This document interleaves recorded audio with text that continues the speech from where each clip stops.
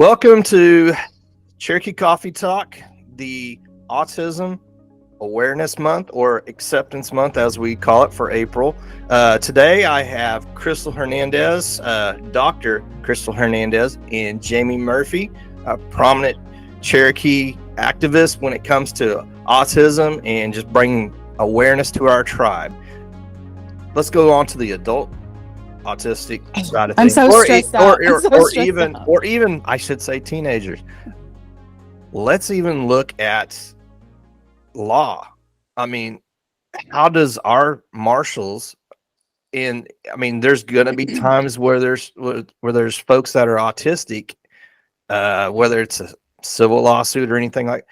How do they go about educating on the law side of things, looking at somebody a little bit different from saying they're autistic versus just a bad person because they just didn't know any better? There's a whole big spectrum of situations here.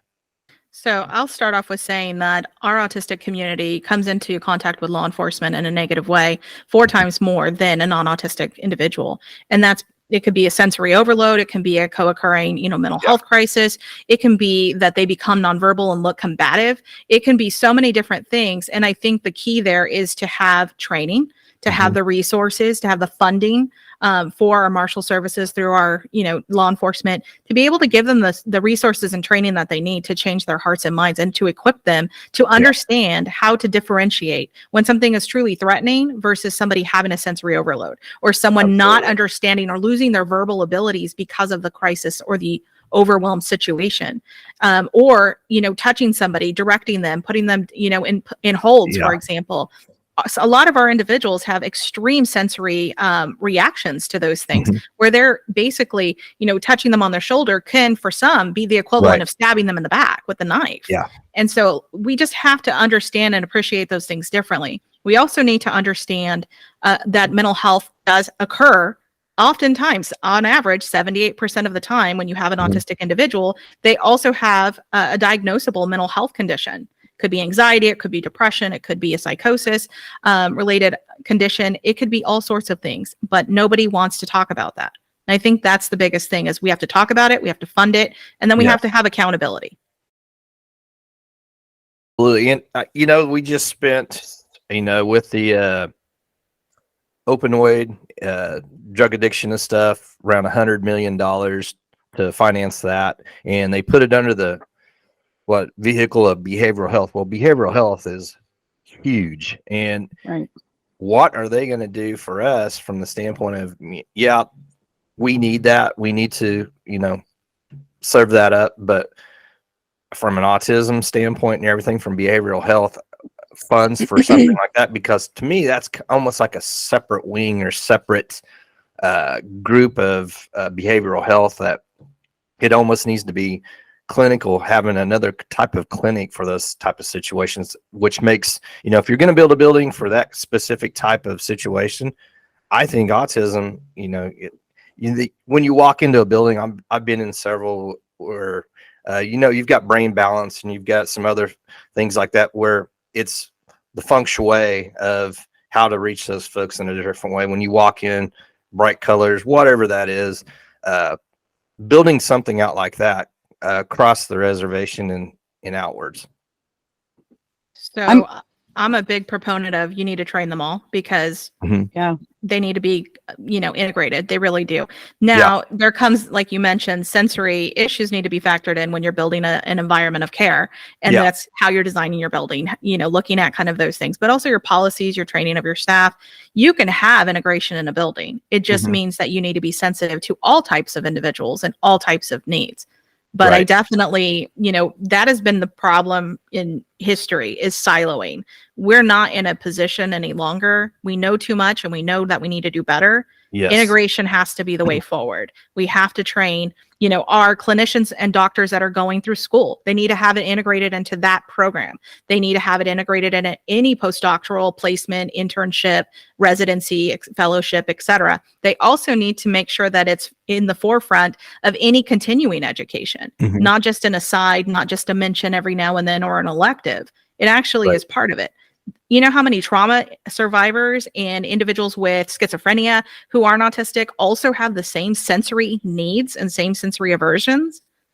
They do. Yeah, So we just need to be integrated, and we need to think about it a little differently. absolutely. Switching gears back to the kids, what I get this question all the time. I know you guys do too. Is how old should a child be to get them tested? I mean, and then where to go get tested? We have a support group here in Collinsville, and we get folks coming from Broken Arrow over because they're just looking for more information, and these support groups with parents of sharing stories and, well, go over here, go over there. What do you guys think? And like you said, you want a qualified individual that's going to provide these services to you. Whenever I was seeking it out, I mean, I was just doing my due diligence and searching for different organizations that provide those resources. And I found, Creoaks here is, we have one in Tahlequah, and they're throughout. They were really great to provide services because there's no payment there needed. I had to go outside of my tribe to get it. I'll make that statement first. So Creoaks provided a play therapy, sessions. They asked me what I wanted in the end of this. So it's finding those kind of organizations that can help you. But I'm hopeful that one day we're seeking our tribe to give us those services and resources. And I can kind of relate because I go down to Indian Health down there on Peoria here in Tulsa, and we're connected there, and they've been really good working with those folks down there. Crystal, what do you think? Beginning. So first and foremost is screening. And so we need to make sure that our pediatricians, whether they're in Indian health clinics, whether they're in Cherokee clinics, whether they're in private clinics, that they're screening appropriately. Their guidance tells them that they need to be screening early on and that they need to continue to screen. And if you have positive screeners, that there needs to be an action step. And this is one of the big things that I always tell parents. If you have concerns, don't take no for an answer. Don't take let's wait and see. Don't take, oh, you're reading too much into it. We know. Don't take that. Ask them, what is it going to hurt to send them over to a professional to get a diagnostic evaluation? So a lot of the instruments, the tried and true gold standards, the ADIR, the ADOS, both created by Dr. Lord, but you also have to have an intellectual IQ basically tested. You also have to have adaptive functioning. You also have to rule out any medical conditions to make sure that what you're seeing is true and evident in terms of symptom presentation. And so they can be as young as 12 months, more stable every month thereafter. But right now in Oklahoma, we're still seeing a delayed diagnosis, whether that's waitlist, whether that's, it's actually 7. It's actually 7 in Oklahoma. Okay. And so it's 4 plus, like 4.6 or whatever nationally.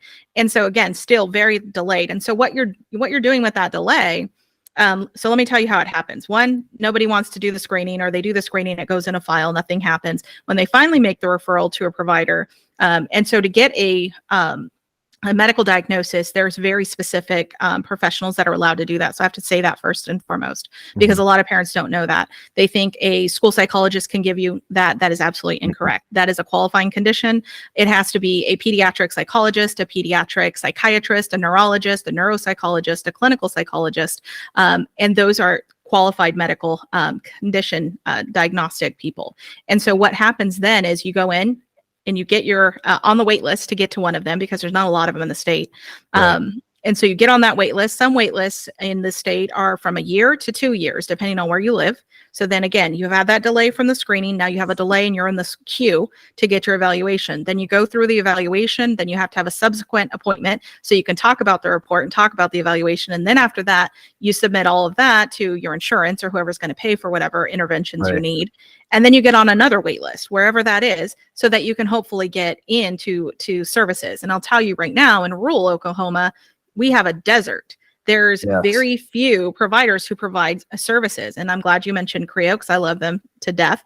I think they do fabulous work. And I'm so excited to say that, I work with a lot of them, and they're actually looking at how to build inclusive environments in their urgent recovery centers and some of the other services that they're providing. So that's fantastic news. But we need more. We need individuals who are offering speech and OT and PT and PCIT and all the things. The other thing I would say is that, once they get a diagnosis, everyone makes it hard. You have to get a rediagnosis. This doesn't Yes. change. This is a lifelong condition. Doesn't Right. change. And so that is the hard part as well, because of the financial burdens, finding a place that will take you. And then it's just this perpetual cycle of nonsense. And we have to do better as a system. So you can go down to 12 months. Typically, it's about 18 months when you see a lot of the providers feel comfortable giving a diagnosis. And then basically right now in Oklahoma, we're seeing a significant delay. And then the other thing I would say is with the new CDC data, they actually closed the gap. So they have demonstration sites. We saw a big presentation about it. And those demonstration sites always drive the data. But what I'll tell you is those demonstration sites aren't anywhere near any reservations. So you tell me if we're really closing that gap. I don't know. Right. So it was It's- really tough for me to get my first want to diagnose. A lot of I would say a lot of parents rely on the school system, right? And they're already underfunded, understaffed a lot of times, or with specific staff that they need that are a certain education level.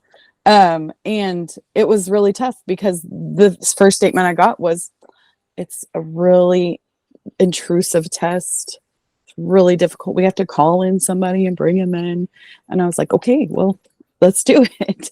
Yeah. But it doesn't always happen like that. And so, I mean, that's why as a parent, I just sought out another source and just did it on my own. Thankfully, I wasn't having to wait, Crystal, like you're saying now, Yeah. where it took so long. I mean, it took us about 6 months to about 8 months to get a diagnosis, but Creoaks was fantastic.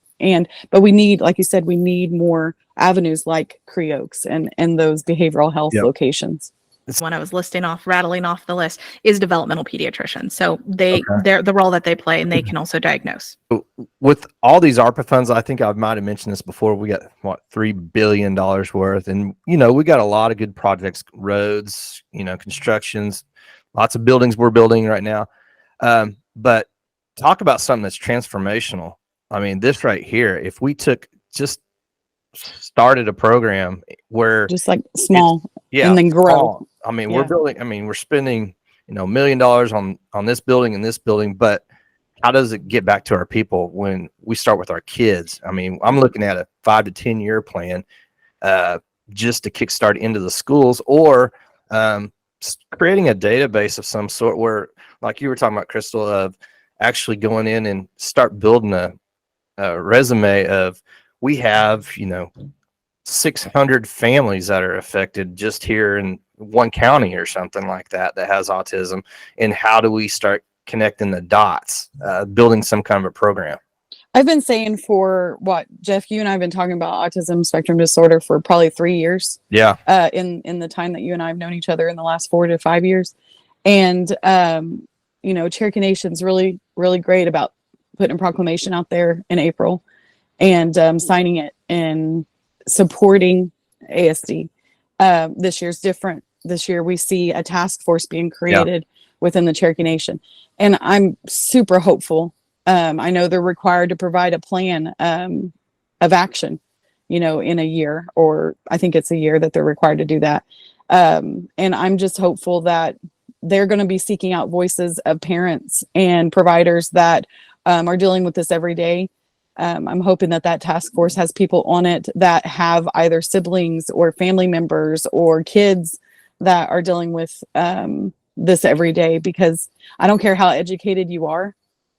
You're not educated enough unless you're handling it every single day. And so I'm really hopeful that the Cherokee Nation has thought, or maybe heard enough people say, yeah, okay, you're signing a paper, but what are you doing to promote this awareness, to provide services to your people? And so I'm hoping this task force is the first step. I guess we'll see in a year what Crystal, their plan is. Crystal, I'm on the you're on task this now? force.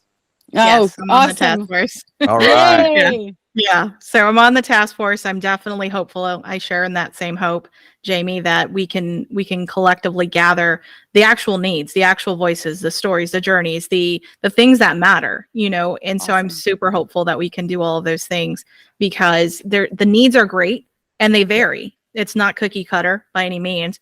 And we definitely need to fill in some of those gaps. So I'm definitely hopeful. I'm extremely honored to participate as a member of that task force. And I look forward, our first meeting is this month, actually. Yeah. So we're already going. So, And if memory serves me right, and I may be wrong on this, but we've got clocks ticking, 2 more years to spend those funds. And we need to we need to figure out, let's allocate 50 million. I don't know what that number is, but let's build a program. And it's more than just building. We got to build, like you said, staff, educating staff. That takes funds to go get, every teacher, one teacher in each school or 2 teachers in each school certified for looking for X, Y, and Z. But yeah, it needs to happen. So that I would be will something tell you, transitional. Cody Tony, who's a fellow autism parent, he does great stuff with pervasive developmental network that he does, supports, and he has all kinds of stuff going on. But last year, and I'm going to keep pushing it with him, we pitched an autism plate, a license plate, and to have that fund fund services so that there's an ongoing fund. So, and I sat there and I designed it, and it made it easy. So we'll keep pushing that forward, because if you're looking for sustainability of program, you have to have sustainability of funding. And so that's an avenue that we can explore. I just think about it, 1 in 36. So, our nation is huge, and there's going to be a lot of parents and a lot of grandparents and all the other folks that can definitely buy into that. Oh, absolutely. I mean, you'd have every one of my family members saying, I want that license plate or whatever. So I'm a big proponent of communication. I'm a big proponent of openness in our government. And so the only thing I would, and this is now that I know that you're on the task force, you're like, oh, great. I would really appreciate a report. I know you guys are going to be required to give reports and things like that, but a report to the Cherokee people, especially those of us that are in the autism world, because so many times we see these task force and they just kind of, like, what did they do? What did they provide? So I'm really interested in the outcomes of this. And so if I could say anything about that task force, please consider the Cherokee people whenever you're needing to update that, and putting that information out as broad as you can, so that we know some of these ideas and some of these things that you guys are deciding for us.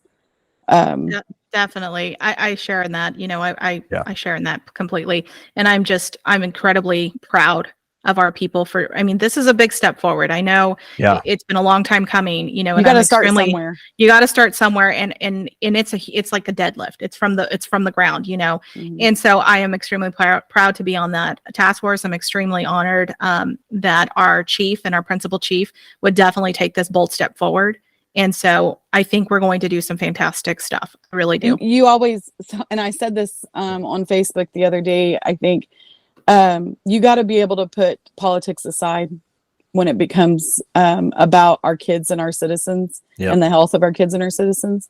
And I don't care who you support, who you don't support. Yeah. That should be non-existent when considering what services we should be providing our kids and our adults. And I hope that people can look past that in many ways and see the benefit that we're starting as a tribe. Like you said, you got to start somewhere. Yeah. And this is a valuable way to find avenues to support some of our families. Yeah. And then it goes back to what I was saying before. It's like getting somebody in the workforce. We talked about, I think just briefly before we came on, is how many leaders, not just in our tribe, but across the nation, in businesses, they're on the spectrum at some point.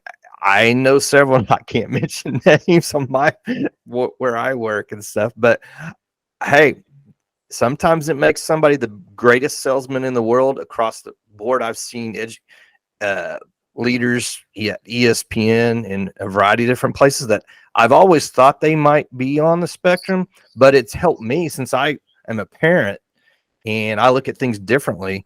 I can pick up on things a little bit and go, okay, now I know how to approach that individual a little differently than most. Because some folks you think, oh, he's just mean or he's just out there. But no, now I know how to try to reach that individual differently.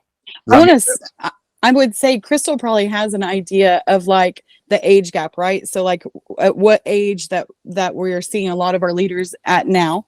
Mhm. And how non-existent it was taken care of in their adolescent years and in their youth years. I mean, is there an idea of how long ago that went, Crystal? So over the last decade, really, we've started seeing individuals come to the realization that they're autistic. And it's Yeah. because of a loved one, a child, a grandchild, a niece, a nephew, whoever is starting their formal, diagnostic process, their intervention process. And so you're seeing a lot of adults now coming to that realization. The problem is that we have even less providers who will diagnose an adult because they don't have the skill set, they don't feel comfortable, that's not their population, or whatever the case is. And so an adult getting a formal diagnosis so that they get protections, accommodations, any supports and services is hard, is really, really hard. And then you factor in, like I mentioned, the lack of providers, the distance, if you're in rural communities, or even the ability to pay for these very expensive evaluations. Sometimes they can be $3,000 to Yeah. get an evaluation. The other thing that I run across, unfortunately, is individuals who have some kind of private insurance, but it's not an insurance that is really the best maybe for Right. autism and services and supports or even diagnostic or crisis stabilization. And so then there's this gap. They don't make enough money to pay out of pocket because it's hundreds of thousands of dollars for services and supports, but they have insurance, therefore they can't qualify for Medicaid, and then they get a denial from TEFRA. And so it's like there's this weird gap of people also that are just struggling to provide. And then I'll tell you the other thing that, I talk to thousands of parents all over the United States, specifically those walking the autism journey in Indian country. And it is heartbreaking to hear that overwhelmingly, and it's still true, that a lot of times they're told if they're in that bucket, surrender your child. Surrender your child, then your child will get Medicaid. Are you kidding me? Yeah. That's you brought up something right there, is even putting a pool of money separate aside from our contract health for other things, for testing and stuff like that. I almost think that needs to be like a mandatory thing, whether it's in a completely new nonprofit or whatever that is, saying, okay, this Cherokee child needs to go get tested, sign me up right now, and then simplify things. And not always come down to the Tahlequah, but is there other places that we could, certify or what have you? Like you said, it's non-existent out here in rural America. Different places around that we could build something like that. I don't know. I would love to see a pot of money, like a payer of last resort, right? If you have Yeah. insurance, great, Yeah. let it pay for it. If you qualify for Medicaid, great, use that. If you have a provider that's, somehow funded through a grant, great. And if there's nothing left, you have nothing left and no ability, then that's the payer of last resort. Have that pot of money available, whether it's for diagnostic purposes, whether Right. that's for crisis emergency kind of interventions, Mhm. whatever it is, use it. There's another tribe who use some of their ARPA funds Mhm. to pay for things just like that, those gap things. That's what That we would be need. fantastic. I mean, yeah. as much as we got, that to me, that's kind of transformational.